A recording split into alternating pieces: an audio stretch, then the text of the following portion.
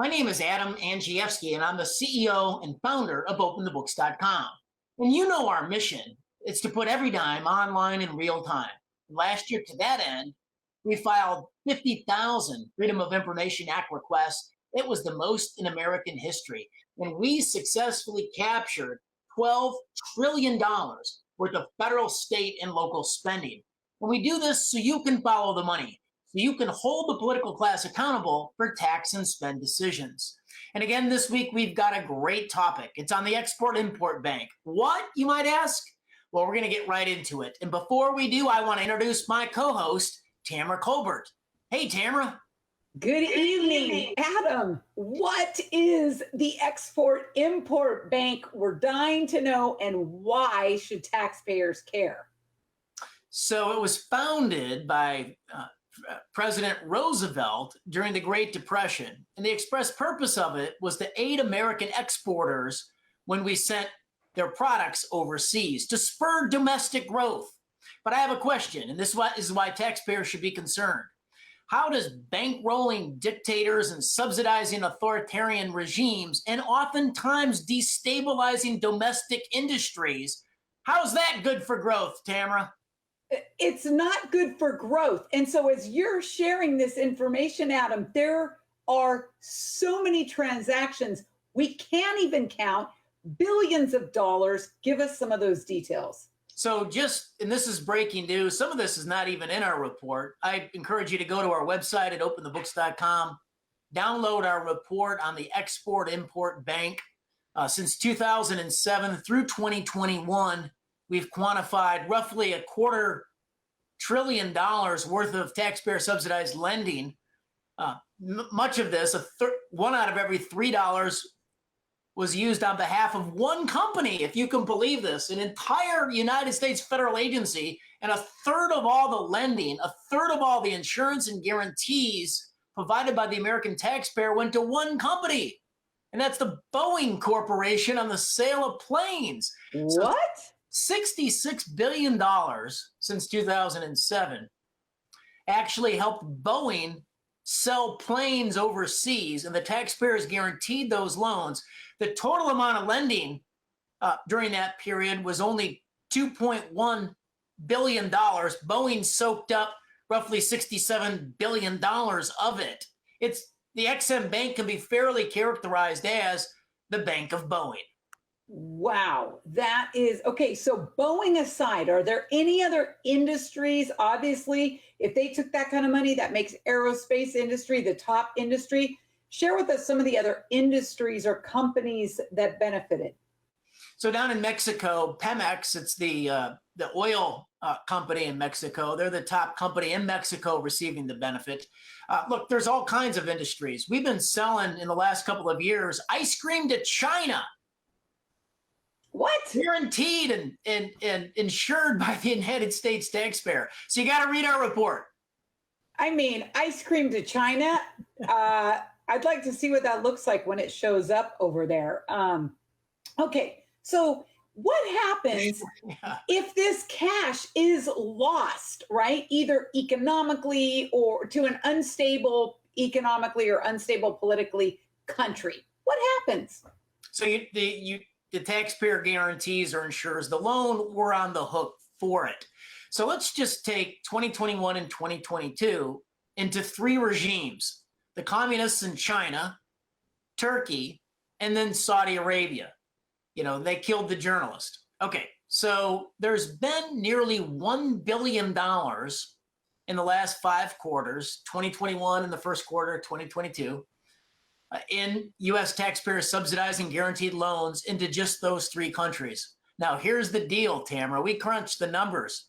8 out of every $9 of U.S. subsidy into those 3 countries has been on behalf of Boeing. Again, the Bank of Boeing subsidizing planes into China, Turkey, and Saudi Arabia. That is really unbelievable just to hear that come out. Tamara, the bank, you know, when they come up for reauthorization, and since the 1930s, they've been up for reauthorization 17 times. The last time they were up for reauthorization was in 2015, 16, 17, 18. They Trump didn't appoint a quorum to the board, so they couldn't make major loans. But nevertheless, since 2007, only about one out of every $5 in lending has backed a small business. Only 5% of the lending is backed a woman-owned or a minority-owned company. And these are things that are expressly in the objectives of the Export-Import Bank. In the objectives of the Export-Import Bank is not to be the bank of Boeing. It's actually to help grow the domestic economy as a support for small business owners. But it's just not the case. So Adam, okay, so the bigger question, Mom, North Texas, in my world, I'm looking at this with all the technology, online economy booming, even in a recession. Do we really need the Export-Import Bank right now? Now, this is a relic from the Great Depression, and I reference this quote frequently, and that is what Reagan used to say, that the best example of eternal life on earth is a government bureau. But they never go away. We should have got rid of the Export-Import Bank a long time ago. So what happens if we get rid of it? What really is anybody really going to be so dramatically affected? You just said it's basically the Bank of Boeing. Yeah, there would be no material effect in any of our lives, believe me. Here's another level that we've dug over the years that needs some scrutiny. And this goes to what we call the legalized money laundering schemes. It's all legal, but it certainly is a way for the big corporations to glean extra profit off the hardworking taxpayers of this country. So about 10% of the lending has been XM. So you have to have a bank.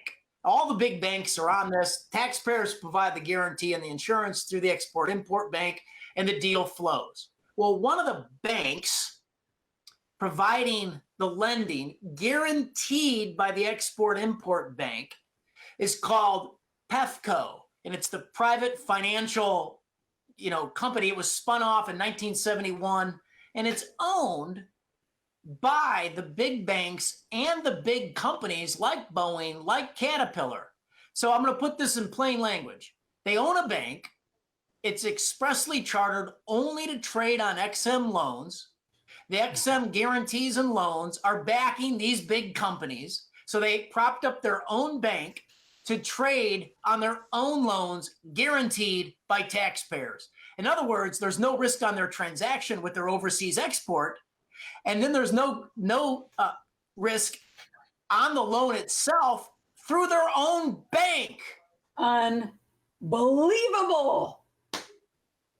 Unbelievable. Adam, how did we get here? Is this just because it's a government part of the bureaucracy and that people forget about it? Or is Congress, are these people learning how to use this and exploit it? There's a third level to this. We'll see if I can succinctly explain this. But those loans are then traded on third-party exchanges. So they package the loans, they sell them off, they create financial products around them like commercial paper and derivatives, and they sell those, and they get even extra money on it. So this has a big tail. This is why these big corporations saddle up to big government. And that's why they fight so hard every time to get this Export-Import Bank reauthorized. They are making guaranteed money on the backs of the hardworking taxpayers of this country. Well, it's quite a conversation going on here on our sidebar that I'm seeing. What should we be doing now to work towards getting rid of this Export-Import Bank, and at the very least having additional and real oversight by the Congress? Exactly. Is that pie in the sky? We need to raise our voice, and when this thing's back up for reauthorization, we got to stop it. Last time there was a big fight, but in the end, Export-Import Bank got reauthorized by narrow margins. Nearly every Democrat voted for it. The Republicans were split, but too many Republicans voted for the reauthorization of that bank because they're in the pockets, you have to imagine, of big business. That's amazing. So you guys can learn more about the Export-Import Bank by going to openthebooks.com. You can download the report there and go to our Substack correct me if I'm wrong, Adam, openthebooks.substack.com, and you can download other reports there as well and sign up so that you're the first to know about everything that we are investigating, putting out there, and all the extra work we're doing, Adam, that the Congress refuses to do regarding oversight. That's right, Tamara. That's right. I think we leave it right there. The bank for Boeing. We can't let it get reauthorized ever again. Thanks, you guys. We'll see you next week with another riveting ripoff of the week.